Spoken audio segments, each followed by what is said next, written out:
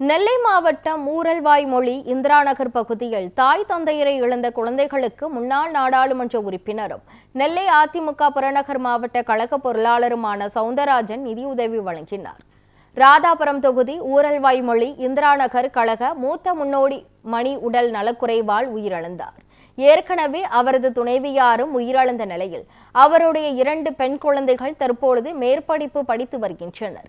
இந்த நிலையில் உயிரிழந்த மணியின் குழந்தைகளை நேரில் சந்தித்த நெல்லை அதிமுக புறநகர் மாவட்ட கழக பொருளாளரும் முன்னாள் நாடாளுமன்ற உறுப்பினருமான சவுந்தரராஜன் நிதி உதவி வழங்கினார்.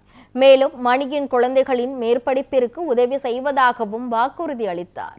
இந்த நிகழ்வின் போது ராதாபுரம் தெற்கு ஒன்றிய செயலாளர் பால்துரை, ஊரல்வாய்மொழி கிளைக்கழக செயலாளர் ஐயப்பன், இந்திராநகர் கிளைக்கழக செயலாளர் நெல்சன், மாவட்ட எம்ஜிஆர் மன்ற துணைத் தலைவர் கைலாசம், இளைஞர் இளம்பெண்கள் பாசறை தலைவர் இந்திரன், தகவல் தொழில்நுட்ப அணி மாவட்ட தலைவர் பிரதீப் ஆகியோர் உடனிருந்தனர்.